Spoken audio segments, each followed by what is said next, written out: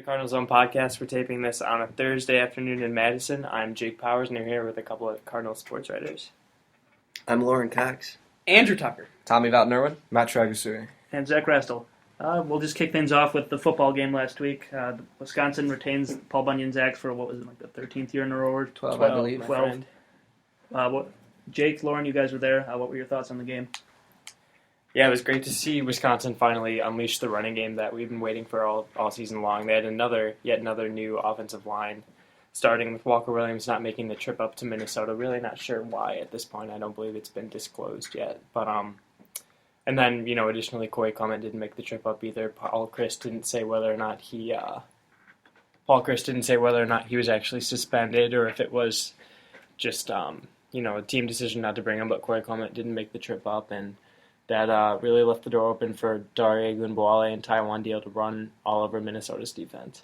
Yeah, this was a game where, ever since they hired Paul Chryst, you're kind of wondering, okay, what kind of impact is he going to have? Where are you going to see the tangible difference of Paul Chryst? And I think this was the first game where you're really like, yes, this was a coaching victory by Wisconsin. I mean, you saw the way Minnesota came into this game, they were extremely predictable, and Wisconsin pretty much knew exactly what Minnesota was going to do from the start of this game, and they came out and did exactly what Minnesota was going to do, and so it was easy enough for them to just kind of be like, yep, that's what we planned for, done, done, done. Oh, defensively, yep, that's what we planned for them to do on offense, done, done, done, and it was just like, Wisconsin almost didn't need to adjust at all because it just seemed like Minnesota, they were predictable on defense. They came out with pretty wide defensive ends like they always do, and it made it easy to kind of run to the outside of them, and offensively, it was just kind of the same old, lighter, safe throws underneath and don't allow anything deep up top, and it was a pretty easy all-around performance for Wisconsin.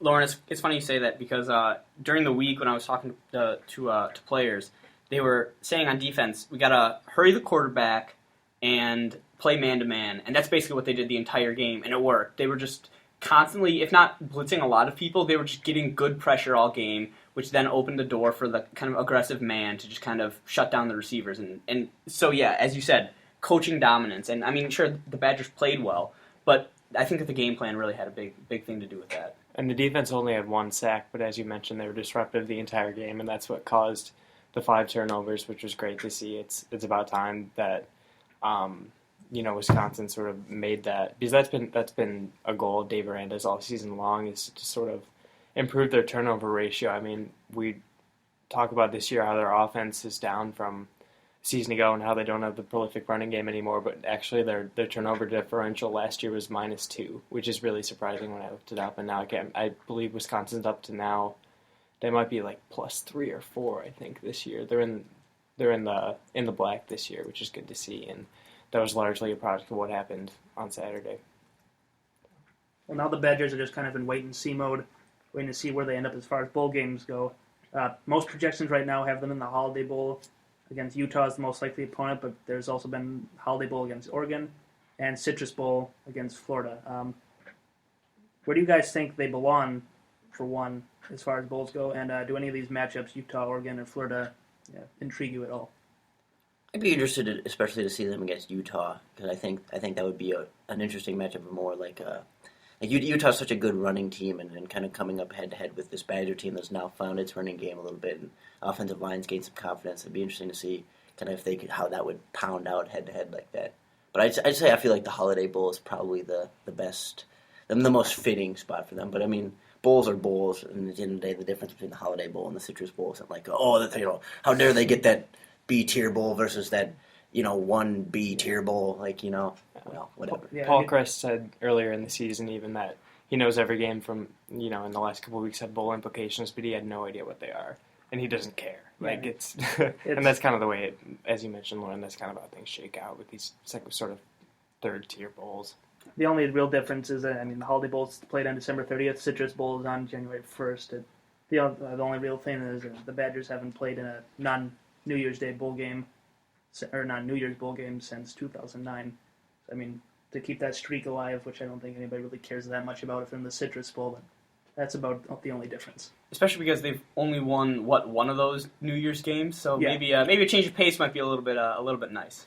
And something I've been thinking about, especially over the last few games, starting with the loss after Northwestern, was, do you think they're regretting it all playing Alabama week 1? I mean, if they were 9-2 instead of 9-3, or 10-2 instead of 9-3, if they played some other no-name Miami of Ohio, Troy team week 1, I mean, does that drastically affect their bowl game outlook, or I mean, do they maybe feel a little more confident going into Iowa? I mean, I don't know. I don't know what effect it would have had, but I wonder if in Paul Chryst' mind he either is glad they played Alabama because it gave them a test early on, let them figure out their team, or kind of wishes maybe they had a lighter schedule to start just to give them more momentum. I would say no, because they still didn't beat a single team with a winning record. So I think that if they played a crappy team with a non-winning record, their resume would still look just as bad. So, I mean, sure, maybe, the confidence before Iowa game thing, but I don't think that it was a lack of confidence that lost that game. It was just a lack of execution. And I'm guessing that it's really wouldn't have had that big of an effect, because if they don't play Alabama and they play, like a Florida A&M or some other crap team, everyone would be saying, oh, well, look, they went 4-0 in non-conference play, but they played absolutely nobody. There might have been, maybe they're thinking, I wish we played like a middle-of-the-road Power 5 team that's not so good, that maybe if they would have won would look decent. But, I mean, in the long run, I think everybody's kind of shifting more towards good non-conference opponents, because from what we've seen so far, it seems like the College Football Playoff Committee kind of puts more bearings on that. That's kind of been to the detriment of the Big 12 these first couple of years, is that a lot of the teams don't play anybody.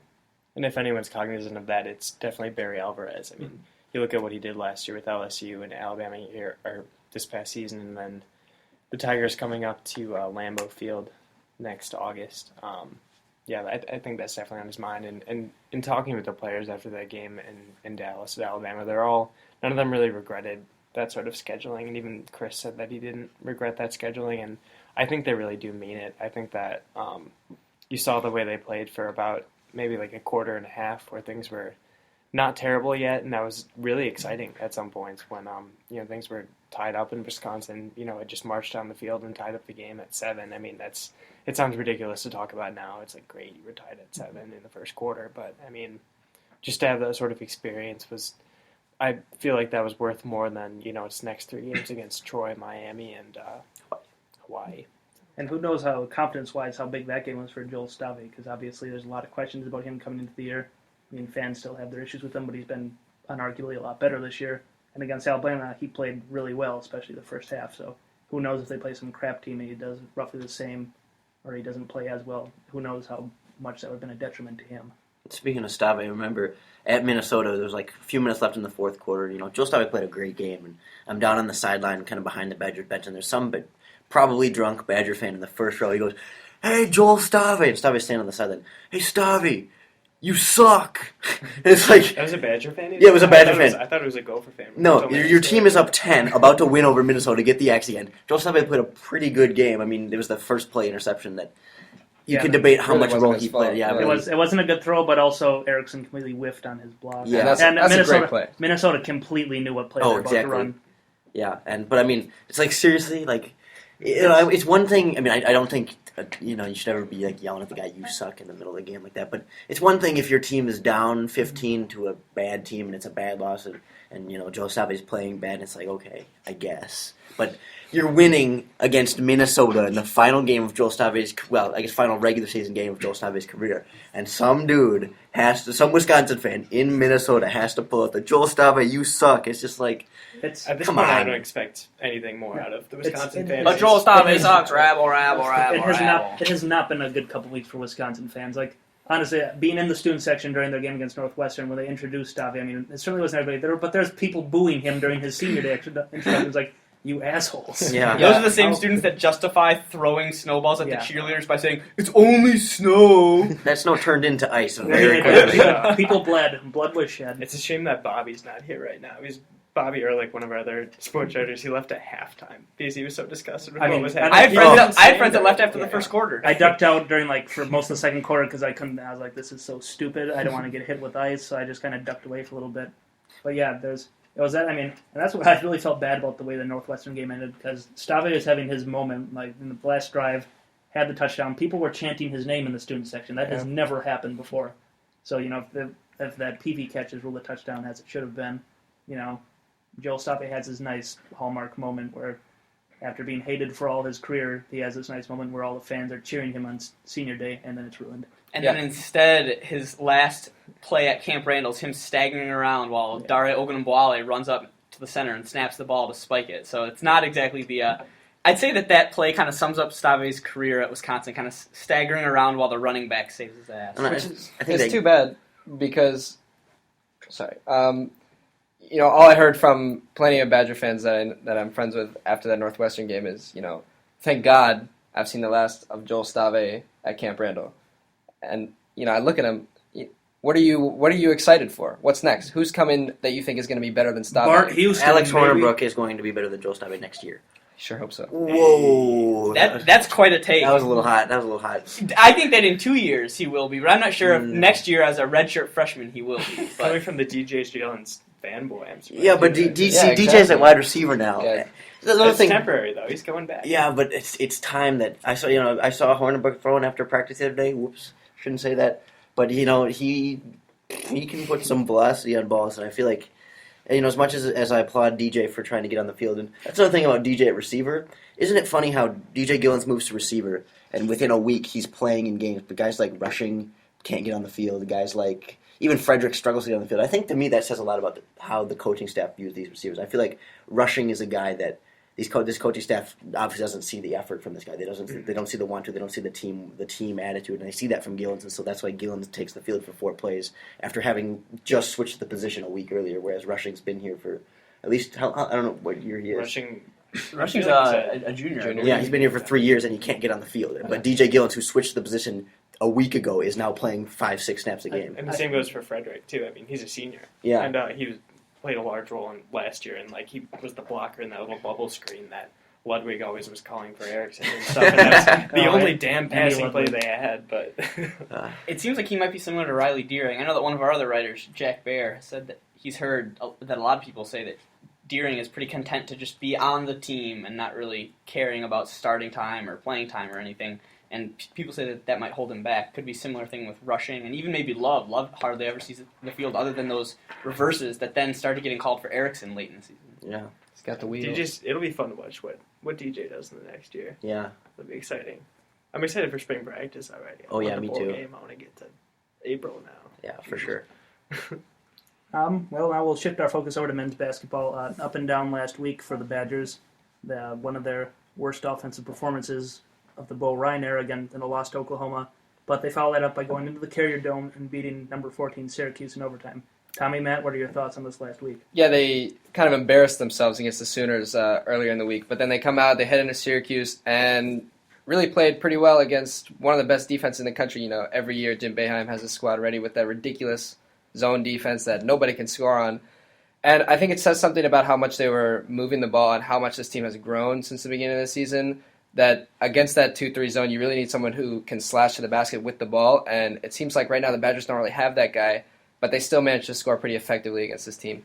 I was just really amazed with the rebounding ability they had. I think they out-rebounded the Orange 50-19. They more than doubled them up. Right. And, with a team that's so small in size, especially in the front and back court, it's amazing to me how that happens. And another thing was just the play of Ethan Happ again. I know he had 4 or 5 turnovers, but, he had a double-double, led the team in rebounds with 15, and he also had, I think, 3 blocks, and that is huge, for someone that young in the program. Yeah, Happ led the team, I believe, in offensive rebounds, total rebounds, points, steals, and blocks. So he really played out of his mind. And I think the turnovers, he does lead the team in turnovers per game. And I think that's just a product of being a young player. And I think as the season continues to go on, he's going to learn to take care of the ball more, and he's going to get more and more aggressive. And we're really going to see what he can do. Yeah, he had 5 turnovers. 4 of those were travels, and I'm not sure if all 4, at least a few of them were underneath. He just kind of got too excited and moved his feet too much, which that's all things that are pretty easily correctable, and as time goes on, yeah, messy footwork is a young player's mistake. Mm-hmm. And then just that Syracuse game in a vacuum, that's a good win against number 14, but I think it's really impressive coming off that Oklahoma game where their offense was just a dumpster fire. They've had their offensive struggles all year, going up against a 2-3 zone that a lot of people struggle against, but they looked really good for most of the game. So I really think fans should have confidence that they're trending in the right direction. And this team was always going to be there's going to be up and down games the whole year, but they're the kind of team you can see losing to Penn State, but also beating a team like Maryland. Exactly. Something interesting that you pointed out earlier in the week, Tommy, was that they're having these bad, and this is something I believe that you've been looking at, is that they're having these bad shooting nights, but their efficiency is it's still not dipping because of their offensive rebounds. What have you sort of seen in that? So Bo Ryan, really, as long as he's been here, has always been about points per possession. He was one of the earliest guys to adopt, really looking at that statistic for his team and trying to maximize it. And that's where he's found most of his success, is not having a high-scoring offense, but having a ridiculously efficient offense. And last year, they had the most efficient offense, ever recorded, which it only goes back 15 years, but really, that's a lot of seasons, that's a lot of teams. And they have had some really ugly shooting nights. Against Oklahoma, they looked horrible. Georgetown, they also really could not make a basket. Western Illinois, that was their downfall. But they're salvaging these games by rebounding like a ridiculous amount. Something like half of their misses are rebounded offensively. And since offensive rebounds don't renew a possession, that still counts as the same possession. Their points per possession has barely fallen off from last year, and that's what's keeping them in these games. And I think that as this team continues to grow, they're going to start making more shots, and that offensive rebound rate is not going to go down because they're making more shots. They're still going to rebound at the same rate. They won't get as many because they'll be making more shots, but that's when this team is going to come alive. Speaking of shots, I've become kind of disappointed with Koenig in the past 2 games. He leads our team in points with, I believe, 16, but the past few games he's kind of been a no-show, and I'm not sure if he's a case of the yips or what, but he's completely fallen off on the offensive side of the ball, and a lot of his shots seemed that they were very short as he was shooting them. So I don't know if it's some kind of new technique he's doing or just I'm not sure what. But with him being one of the leaders from last year and this year, we need him to step up, and that his contributions will definitely help us win in the long run. That's another nice thing about their win, is that Koenig and Hayes combined to shoot 33% from the field, and they still won. So that just shows you what happened. The rest of the guys were contributing.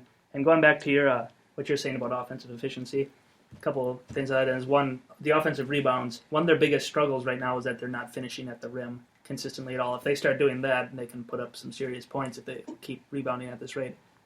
And over the last couple of years, with how good they were, one of my favorite things that occurred because of that is kind of the way people view the Badgers. Like before that, everyone kind of viewed Wisconsin as they can't score. Bo Ryan is this ridiculously old school guy that, his offense is from like the 50s, but in reality, he stresses his, advanced analytic stats. Yeah. That, about now, a lot of people, focus on that, but earlier in his career, he's probably one of the more progressive coaches in terms of that in the country. Yeah. Prior to the Frank Kaminsky emergence 2 years ago, they would score 60, 65 points a game on a season, and that was good for 275th in the nation out of 350 teams. But they were also scoring 110 points per 100 possessions, which has always been top 10, top 20 in the country. So, yeah. One thing that I was personally surprised about, not covering the team, just watching the game at home while doing some homework, I was really surprised at how good Vito Brown looked. Oh, absolutely. I did not expect him. He looked pretty mediocre in the first few games, and he looked good last night. He wasn't looking Frank Kaminsky or Sam Decker last year good, but he looked good for what he was doing. So I'm interested to see where he goes throughout the rest of the season. That mid-range jump shot has come out of nowhere, and he is one of our most reliable jump shooters at this point on the team, which is nuts to think about. You could not have found a single person outside of maybe him that would have thought that was going to happen this year. Everyone Do you think he knew? I don't even know if he knew, honestly, because everyone's like, Kaminsky's gone. The best we have is Vito Brown. That era is going to be an era of just offensive nothing now. But yeah, he's been really good. That's been a huge surprise. He had a couple of threes too. Mm-hmm. His shot at the end where Koenig dished to him on the last shot where he airballed open from like 8 feet. That was what I expected. Was pretty rough, but you know what? Not pretty. It's a work in progress. It happens. Yeah, he was, I think, 6 for 9 on the night. Yeah. 5 for 7. Nice. Shut up. I just got that. As soon as I started saying it, I was like, nope, that was a mistake. Forgot that Lauren's here. We'll shift our focus back over to college football now. College football playoff right now.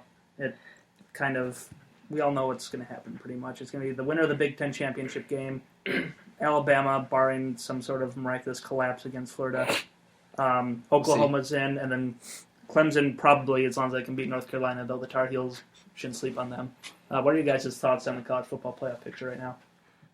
It seems pretty straightforward, kind of like you outlined. I mean, I was kind of anticipating there maybe being more like, maybe one of these 5 or 6 number 5, number 6 teams might slide in and be the. But now it's pretty much just like, well, you got your Clemson, you got your Oklahoma, and it's like, well, This was a lot more fun like 4 weeks ago when Baylor was undefeated and Oklahoma State looked unstoppable. Yeah, it's just kind of like, all right. Damn leg injuries. It looked like it was going to be a year where people that wanted an expanded playoff beyond 4 teams, it was going to be a good year for that. But now it's like any team that's outside the top 4, there's not going to have that strong of a case to whine about, honestly. I'm still really hoping for the chips to fall in just the right way so that we have Iowa, Ohio State, and Michigan State all in the playoffs, just so that everyone in like the Big Ten country can just like have their heads just explode all at once. What sort of scenario do you think, Andrew? I think that would require Clemson to win. No, Clemson loses. Yeah. Alabama gets really embarrassed. Mm-hmm. And then Stanford loses as well, so that they don't rise Michigan up. State barely beats Iowa. Yeah, you think so? Yeah. It's possible. In like a shootout style game, maybe it's like exactly 45 to 40. If they look very good against a team that has beaten a lot of good teams and come very close to beating a lot of good teams in Michigan State, that'll be the proof that people have needed to see all season that Iowa's a real team and not a team that, beat the teams that they were supposed to beat that were laid out in front of them, but none of them were very good. Don't sleep on Iowa, though. Michigan State really plays to the skill set of their opponent. Against Ohio State, they looked great, but against Rutgers, they looked awful. So they could easily play on par with Iowa the whole game and then have Iowa just score a fluky touchdown at the very end of the game like they did against Michigan and then again with a late field goal against Ohio State. So I think that, they could easily take that game. Yeah, and in conference play, I mean, they have not blown out many teams. I mean, they looked real good against Penn State last week, but I mean, there's a lot of games like against Rutgers, they looked terrible. I mean, Rutgers spiked on 4th down to give them the win. They only beat Purdue by 3. Obviously, lost to Nebraska, Michigan. We all know how that ended in Ohio State. So yeah, definitely don't sleep on Iowa, regardless of what your thoughts of them are. It'd be hard to see them getting blown out, I think. Michigan State could realistically be a 5-loss team had things not rolled the right way. It's very strange, but at the same time, they're also a very good team, so I'm not trying to discredit them in any way. They beat all these teams, but it's been a very strange season for Spartans fans where they feel bad all game, and then they're like, oh, well, we won, so it's not so bad. There just seems to be, every now and again, there's teams like that. They're good, but for whatever reason, they just play their competition. And then some teams like Michigan State or Florida State last year, they find ways to win somehow. And somebody mentioned, I think Tommy mentioned Stanford in passing, and I feel like I could easily see a scenario where Iowa just barely beats Michigan State just barely beats Iowa to maybe knock them both out, and then Stanford handles USC and jumps and takes the 4th spot. Mm-hmm. Yeah, out of the Pac-12, who would have thought that? Pac-12 seemed dead in the water after that week where Stanford lost and Utah lost, but I mean, it's certainly possible. I have to say though, with the whole structure of the playoff committee and just the whole, the 4-team playoff, I just wish that there was some kind of like an RPI ranking where you could put teams ahead of each other. Like, for instance, Iowa, they are undefeated, but I think there are several 1, 2, 3-team loss teams that could definitely annihilate them, and I think that's something that the playoff lacks, is that I think a lot of weight is just put onto your overall record, and if you're in a Power 5 conference as well, you're pretty much guaranteed a spot in the playoff, and I just, wish that there was some kind of other system of weighting, perhaps, that would fix this. Yeah, Jack Bear and I had an interesting conversation. Jack Bear, who's been mentioned, had an interesting conversation earlier in the week about the difference between the college football playoff rankings and maybe the AP poll, but more so other metrics like what you're pointing at, like FPI or efficiency rankings. And it's interesting that there are metrics out there that can rank teams. Not really how good they are, because that's incredibly tough to do in football when scores are so volatile. But get an attempt at that and see how they've performed. Whereas the college football playoff rankings are more about, have you done it? Have you proved yourself? Have you earned this opportunity? Which is exactly why Iowa's ranked so high, regardless of how you see them as a team, how good they are. What did you want them to do? They beat every team that's been laid out in front of them, and that's incredibly hard to do regardless of who you play. Yeah, and it's going back to the college football playoff and the way they pick it. I know I've heard plenty of people that have said they wish that they didn't get rid of the BCS rankings. They just wish they expanded it past 2 teams. They just did like the top 4 teams in the BCS rankings because now you just have it's full on human element. It's everybody picking that way. So yeah, I don't know. It's a real interesting scenario.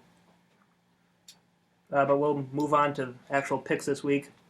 We'll go with there's 4 Power 5 conference championship games this week. First one, number 18 Florida versus number 2 Alabama. I mean, if you're willing to pick Florida, good for you. But we'll pick this. What did you say the line was on that game?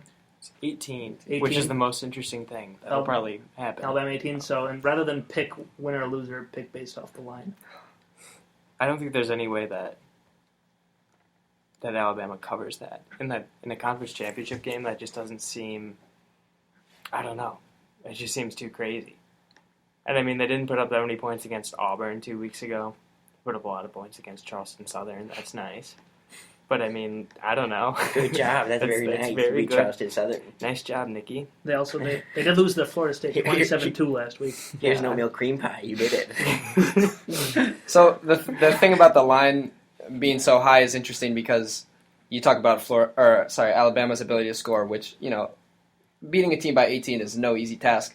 But they really don't have to score that many points because how many points is Florida going to They put might up? be They able to could score score 18 18 and and win by 18. Exactly. Florida scored, 0 offensive points last week against Florida State. They got a safety. And anybody who thinks that Alabama doesn't have a better defense than Florida State is kidding themselves. So if they score, 24 points, 31 points, that could be a spread right there. Just out of curiosity, does anybody know, has they announced if Kirby Smart is sticking around until the end of the year before he...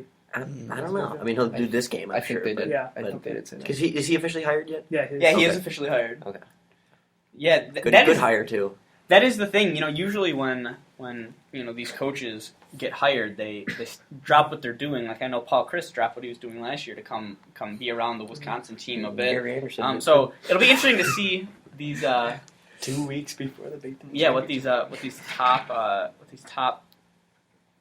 coordinators. Michigan's losing their defensive coordinator. Yeah, DJ Durkin. and that's a solid hire. It is a good hire, but I guess we're getting a little bit away. I'm saying Alabama will win by more than 8. But also just to stick on that because this is a fun conversation. If I recall correctly, when Tom Herman, who was Ohio State's offensive coordinator last year, he was hired at Houston before the college football playoff, but he stuck around for it. So there is there's precedent for them to stick around anyway. So you don't think Alabama will cover?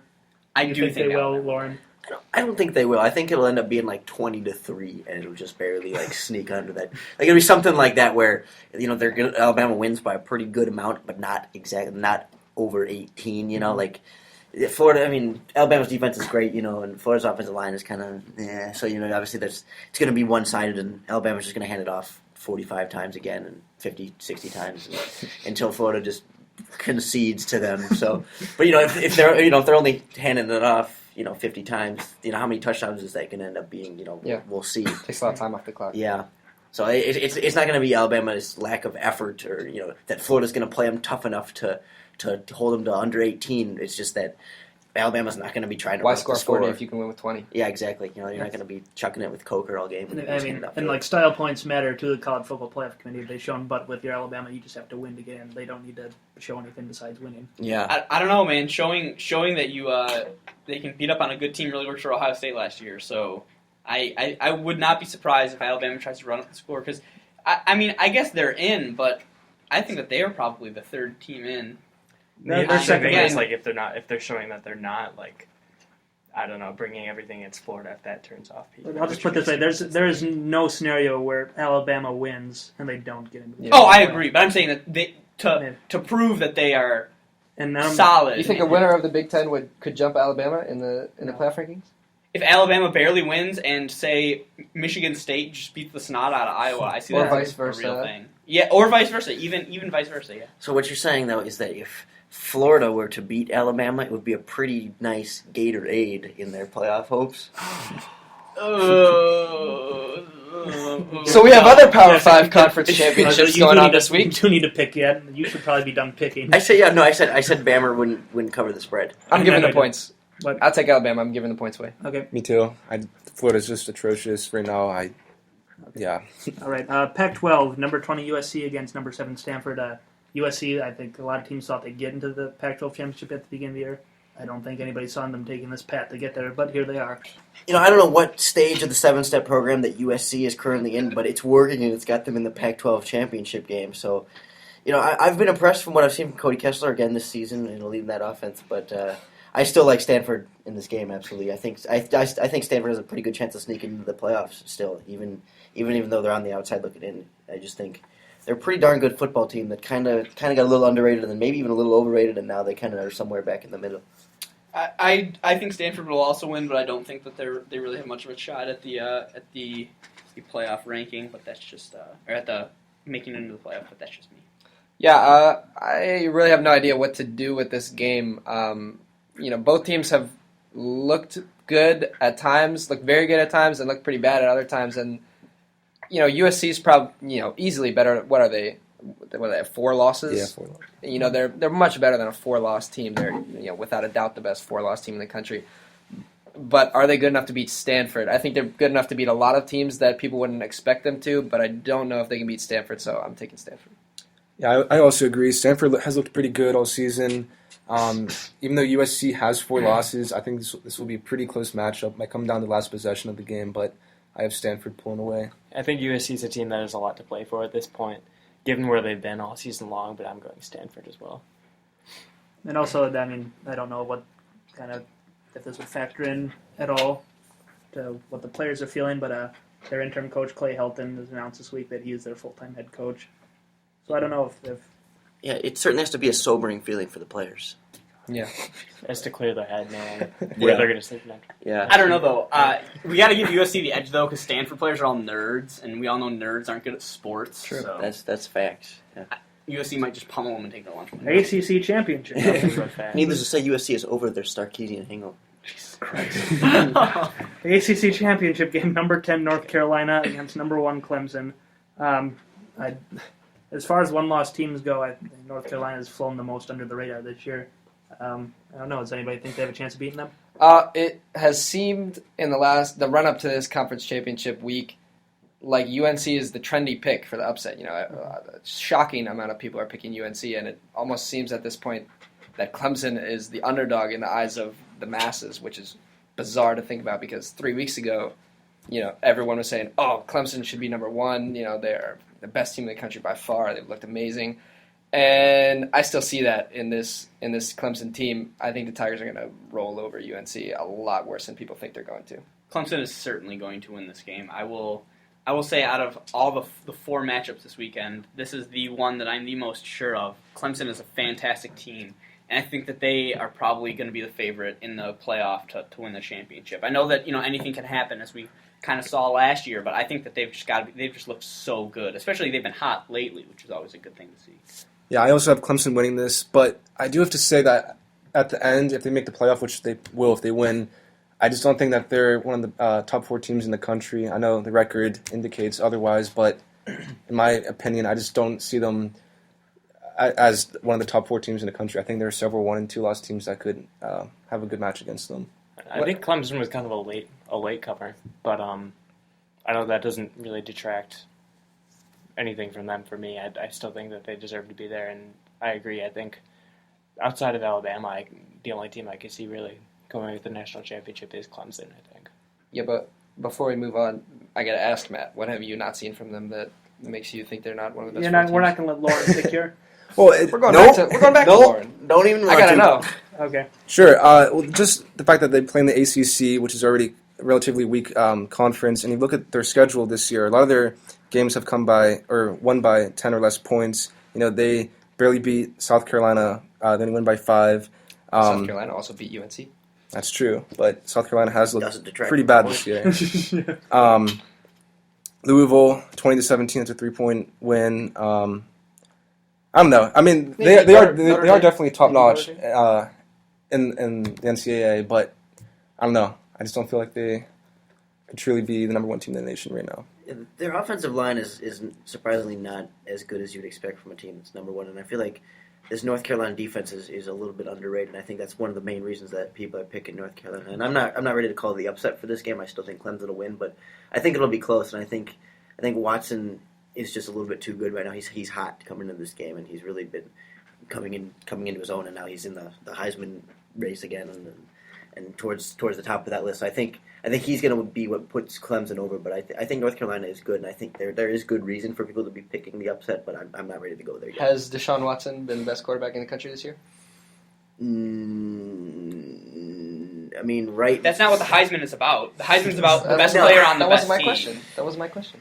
I'm just asking, who's been better? Because I don't know. I mean, right now, Watson is probably the best quarterback in the country, yeah. Okay, Pretty good to have a great defense and the best quarterback in the country.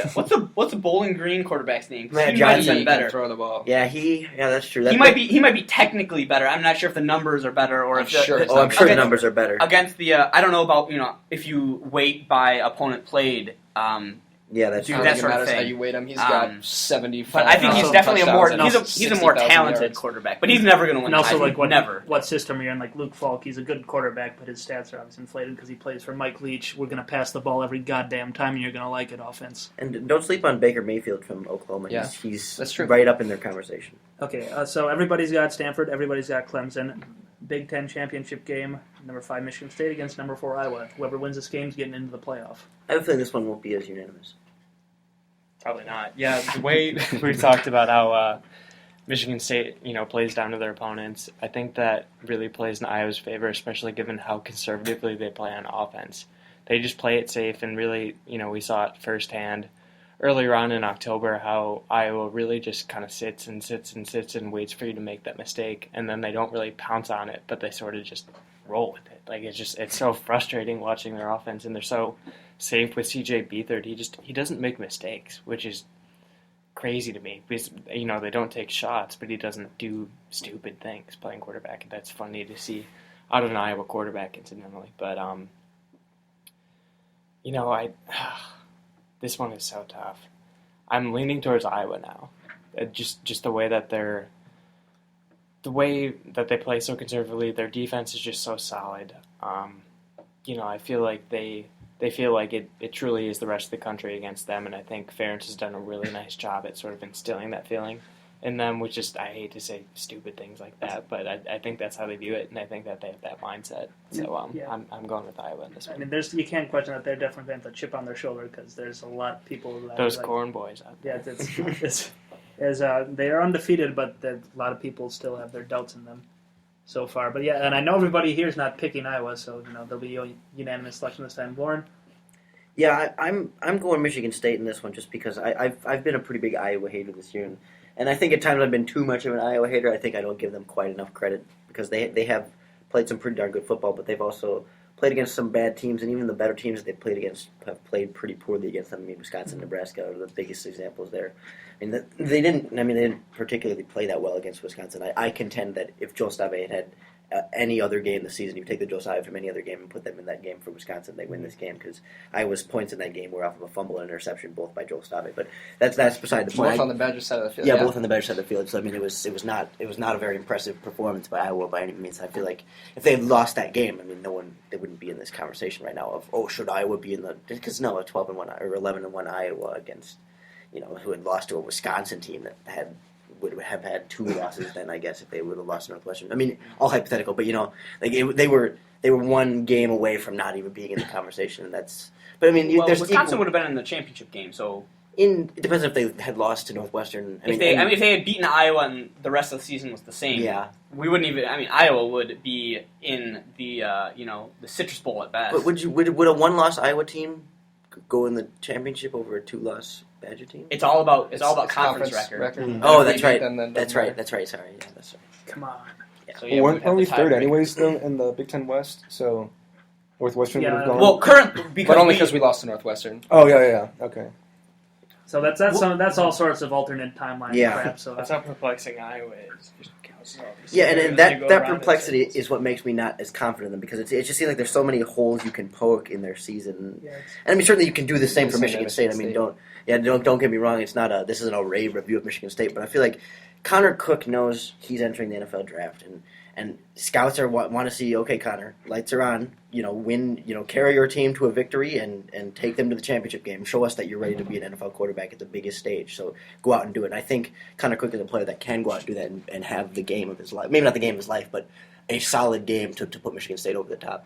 Connor Cook has a resume of doing it in the past against Stanford and then against Baylor in the 2 bowl games. Both won a BCS bowl, won a New Year's Six bowl. So he has proven that he can get it done, and I think that Michigan State will win this game. I'm not a big fan of Iowa. I think that's partially biased because the only game that I've watched from start to finish of them was against Wisconsin, where they didn't play particularly well. But I think that they're better than some people give them credit for, and even myself earlier in the season. But I don't think that they're better than Michigan State. Oh boy, this is easily the biggest toss-up of the conference championship games. I don't think it's even close. Lauren, I've been right there with you all season. Iowa's 12-0. Who have they beaten? How have they beaten them? It really hasn't been that impressive. They leveled the Northwestern team, but they were really struggling back then. But at this point, I feel like that hate's not really deserved anymore. They're 12-0. I mean, as much as you can poke holes in their resume, you can do that with anyone. Say Alabama beat Tennessee by 5 points, and Tennessee had a chance to win that game on the last drive. Say they drive down the field and win. We're talking about an Alabama team that wouldn't even be in the playoffs, and yet I think they're the best team in the country. So I really, really want to pick Iowa, but I don't think I can do it. I think Connor Cook is too good for this team to lose. Yeah, I totally agree. I like Michigan State in this. I really don't think it will be that close of a game. Iowa's defense is superb and has been superb thus far, but I don't think they've faced a quarterback of Connor Cook caliber yet, and I think he'll just shred that Iowa defense. And if you look at, Michigan State's schedule this year, they have wins against Oregon, at Michigan, at Ohio State, and Iowa has their only good quality win would be at Wisconsin, which they barely won, and then at Northwestern, which was a fluke game for Northwestern. I'm just really interested to see what Iowa does this weekend. I mean, everybody has their opinion on Iowa so far. I don't know how good they are. I don't know if they're top 5 team, top 10, whatever they are. But they're 12-0. They played the schedule they had, and there's been over the years, a lot of very good teams that have played in really shit schedules. Not very many of them go 12-0. It's a ridiculously hard thing to go the whole regular season undefeated. So I don't know. We'll see what they do this weekend. I look at it like their season has been trying to bang a nail into a piece of wood, and maybe it's a long nail, so you got to keep it steady with your fingers. And say you want to go and blow out all these teams. So say you're an Ohio State team, so you just whack at the nail as hard as you can. You're gonna miss. You're going to hit the nail occasionally, and you're going to miss occasionally, and you're going to whack yourself in the finger, and you're going to end up with a broken finger. Whereas Iowa has gone through the season, little taps on the nail, and they have driven it all the way into that piece of wood, and they're 12-0, and they're in a position to go to the college football playoffs. I wasn't raising my hand. I was making fun of the fact that you have a broken finger. Yeah, I was thinking that too. Because I was trying to win all my games by a lot. Going with the Ohio made State the catch. approach. Yeah. You did. On a drive that we didn't score. Hashtag Tommy caught That it. might be more telling. Then we threw an Tommy interception. caught it, Yeah. baby. But did he complete the process of a catch? You are damn right he did. But one thing I realized that we did not talk about in all this discussion of the college football playoff is no one said anything about Oklahoma really. Any passing They're thoughts just in. about this? I think that they're in. I don't see a situation where they fall No. out Yeah, when they nobody don't thinks- lose. But not about that, but just thoughts on them and their How good chances are of they? winning the national title. A lot of How people good think are they're the best team in the country right now. I think so. they? I don't know if they're the best team in the country, but I think that Bert. I'm just kidding. they got a heck of a Watch shot. They got a heck of a shot. I think they've been playing the best in the country. I Oh, think yeah. that Oh, Alabama's- that's fair. I think Alabama's still a better team. I I think Alabama and Clemson are both. I want to see Oklahoma, Alabama. That's the this game summer. I'm I praying want to see for. that so bad because you had a couple years back when they was it the Sugar Bowl? Sugar Bowl, Oklahoma Oh baby. beat yeah, them. that was a And Bob that Stoops. That was a game. Bob Stoops has never gone away from talking crap about the SEC. So That battle between the offensive line of Oklahoma and Alabama's D line. I think that's easily the best case scenario for a game to show up. And what do they play 1-4 and 2-3, right? So we can all pray that They could be somehow 2 they're and not 3. numbers 2 and 3, so that we can see them in the national championship. Oh, that would be the because that darkest would be timeline. ideal. I think that outside those feels two like it's gonna states, happen, though. outside of those two states, I don't think anyone wants that to happen. That is two powerhouses going at it. That's boring to me. I'd rather see a Clemson or a Michigan State in there and win. But it would be the best game. I mean, and that's coming from someone that's to grown watch up hating this Michigan kid, State. Samaje Perine, run against that Alabama defensive line would be the best matchup in college football this season. And Baker Mayfield, Exactly. watch out for that guy. That dude. I want to see the way throw he the attacks ball. his defense. Yeah, I guess his Alabama defense just. He didn't do very well against that Texas defense, though. So Yeah, if no, I Alabama know. brings the Texas defense, I do not understand that game at all. How No. in God's name did Oklahoma lose to Texas? Rivalry. Everyone gets a Rivalry. pass. Okay, I get the rivalry game thing, but how? Just how? Texas is so bad. They got shut out by Iowa State. Iowa State. Weird things happen to names, though. You can't trust Yeah, That's that's true. true. they are certainly the Northwestern of the Big Ten. It's Fred if Hoiberg's we fault. discount academics. Yeah, then who knows? The mayor. How much driving do they do through Iowa? Because, that's... It makes you go a little insane. Nothing like the good old come and go. This is true. with a K. Yeah, with a K. K- What was it? KUN. Farmerstown or whatever. The one. Farmers. Oh, that was in Town. Illinois. Never mind. Farmer City, actually, Farmer City, Illinois. which is a contradiction. Farmer City, which is right next to what was that other one? Tonkaville or something. Okay. Tonka. It's Tonka. Tonka. Where was it that PFD commenter stopped in Iowa and did the whole thing? Oh, Was it's it Cumming, Iowa. Yeah, or Cumming, Iowa. Cumming, and he left Route 69 to go to Cumming, Iowa. Nice. Nice. Yeah. That sounds like an outro. Well, that's all for the Cardinal Zone podcast. Production's done next week. Are we going to be back? Oh, we'll be back. Okay, We'll do something. so we'll probably be back next week. Thanks for listening.